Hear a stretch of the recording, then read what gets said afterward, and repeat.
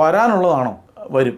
അവിടെ പിന്നെ നമുക്ക് പിടിച്ചു നിൽക്കാനൊന്നും പറ്റില്ല. എഴുത്തച്ഛൻ രാമായണത്തിൽ എഴുതിയിട്ടുണ്ട്, ഭോഗത്തിനായിക്കൊണ്ട് കാമിക്കുകയും വേണ്ട, ഭോഗം യഥോചിതം വർജിക്കുകയും വേണ്ട, അങ്ങനെയെന്നാണ് ആ സ്റ്റേറ്റ്മെന്റ്. ഈ പിള്ളേരൊന്നും ഇത് ഈ ശ്രീവിദ്യാ സാധനയും സുബ്രഹ്മണ്യ സാധനമായിട്ട് ഇറങ്ങുന്നതിന് മുന്നേ കുറച്ചു കാലം അധ്യാത്മരാമായണം വായിക്കണം, ഹരിനാമകീർത്തനം ചൊല്ലണം, ജ്ഞാനപ്പാന കേൾക്കണം. ജ്ഞാനപ്പാന ചൊല്ലുമല്ല, കേൾക്കണം. ശരിക്കും ജ്ഞാനപ്പാന നന്നായിട്ട് കേട്ടാലുണ്ടല്ലോ, ആരെങ്കിലും ചൊല്ലി കേൾക്കണം. ചൊല്ലി കേട്ടാൽ ഇപ്പം പീലീലയുടെയൊക്കെ റെക്കോർഡ് ഉണ്ടല്ലോ, ഇതൊക്കെ ചൊല്ലി കേൾക്കണം. ചൊല്ലി കേൾക്കുമ്പോഴാണ് ഈ സംഗതി ഇതേ ഉള്ളൂ, ഇതാണല്ലോ ദൈവം. അപ്പം നമുക്കൊരു ആനന്ദം വരുന്നത്, ദൈവം ഈ സംഗതിയാണോ ഞാൻ ഇത്രയും കാലം വേറൊരു രീതിയിലാണല്ലോ മനസ്സിലാക്കിക്കൊണ്ടിരുന്നത് എന്നുള്ള ബോധം വരുമ്പോൾ പിന്നെ വഴി അങ്ങ് ശരിയാവും. പിന്നെ പോകുന്ന വഴി കൂടെ ഒക്കെ നമുക്ക് അതുമായി ബന്ധപ്പെട്ട കാര്യങ്ങളേ ഉണ്ടാവുള്ളൂ.